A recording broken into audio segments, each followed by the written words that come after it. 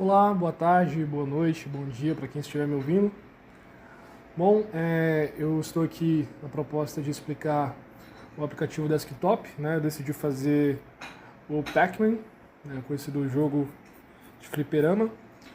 Eu decidi usar a linguagem Python. Eu vou explicar com base no texto da UML padrão N1 pacman.pdf, né? A etapa 1, que são os casos de uso, se não me engano eu coloquei dois casos de uso, vamos destrinchá-los aqui. O primeiro caso de uso é o jogar partida, né? O escopo é jogar Pac-Man, aplicativo desktop, o nível objetivo do usuário. O ator principal vai ser o jogador, os interessados seriam os jogadores, o professor e os alunos da nossa turma de orientação a objetos. As pré-condições vão ser uma tela principal carregada, controles configurados, a garantia de sucesso, a partida completa registrada, pontuação atualizada ao final. Num cenário de sucesso, o jogador inicia uma nova partida, a partir do menu principal, depois o sistema carrega o labirinto, posiciona o Pac-Man e os fantasmas, depois o jogador controla o Pac-Man, come os pellets e evita os fantasmas. Ao pegar o Power Pellet, o Pac-Man ele pode ser capaz, né, de comer os fantasmas temporariamente. E quando todos os pellets do labirinto são comidos ou vidas se esgotam, a partida termina ali. O jogo acaba. A pontuação calculada e, se aplicável, salvo no High Scores, né? Isso aí eu ainda estou meio decidindo se vou fazer essa última parte do High Scores, né? Cenários alternativos. No cenário 1, o player pausa a partida, ou ele pode também perder uma vida, reinicia a posição, reduz vidas, e colisão com fantasmas também, que ele vai perder a vida, né? Requisitos especiais. Eu queria uma taxa de atualização mínima de 30 FPS, afinal é um jogo muito simples, né? Boa resposta do teclado, som ativável e desativável. Então o jogo teria sons, né?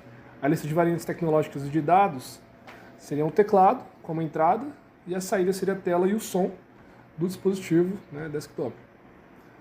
O outro caso de uso também eu coloquei foi o pausar e retomar jogo, né?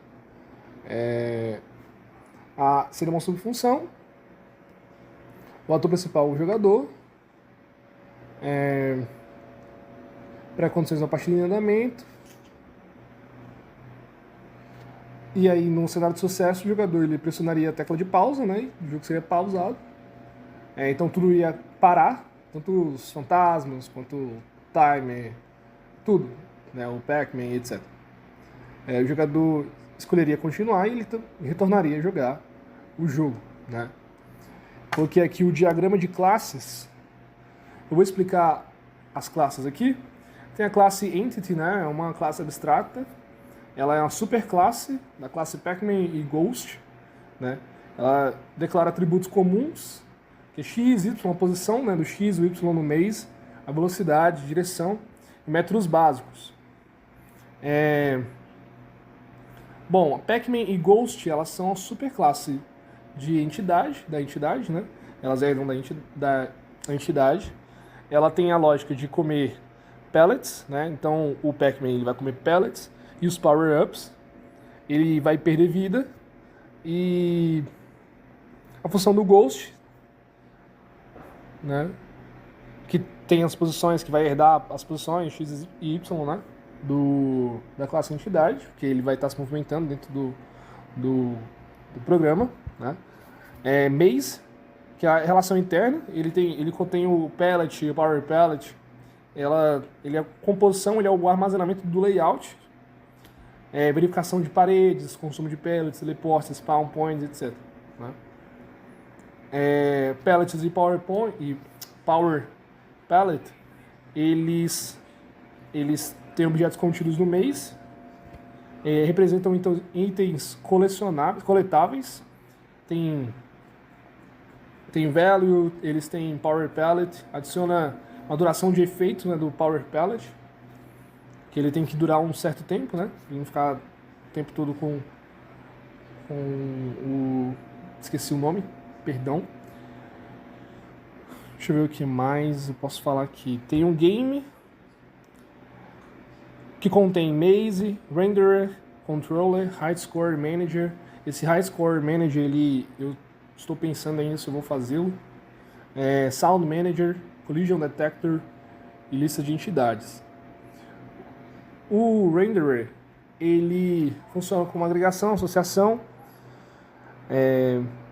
O Controller, ele lê a entrada, né, altera o estado do Pac-Man, ou seja, ele chama os métodos do game como pause, por exemplo, também. Então, ele é basicamente o cara que vai receber as informações do jogador e trazê-las para o jogo, né?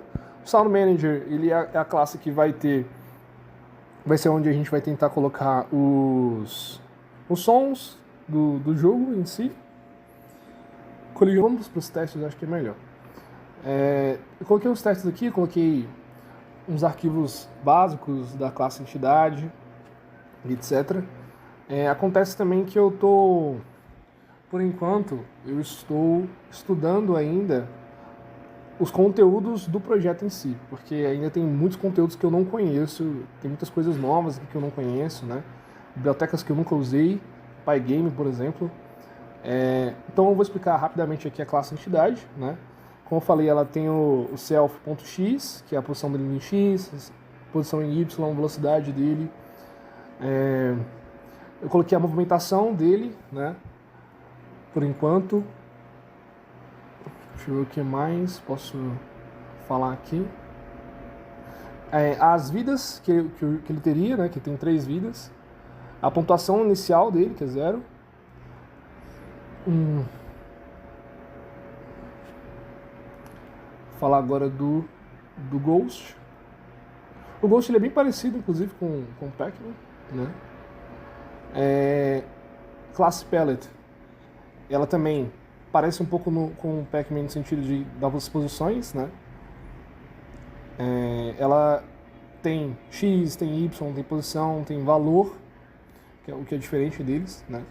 E eu escrevi aqui um esqueleto do test bench, como funcionaria um test bench dele, mas eu realmente não sei ainda como é que eu faria esse test bench, porque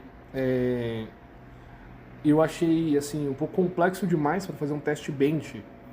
Na minha cabeça, o teste dele seria o jogo em si, o teste do próprio jogo. Mas eu ainda não tenho o jogo completo, então eu não sabia como testá-lo, né? Nesse sentido, assim, de testar as classes, etc. Porque elas se relacionam, enfim, funcionam num plano 2D e coisas do tipo. Não são comandos de texto, né? Não são comandos de texto como se fosse um software comum que a gente faz na faculdade, ali na aula. Então eu fiquei meio em dúvida de como fazer isso. Confesso que eu devia ter perguntado para os monitores, mas eu só cheguei nessa conclusão agora. Enfim, é isso. Essa é a minha apresentação do nível 1 do projeto. E é isso. Boa noite, boa tarde ou bom dia.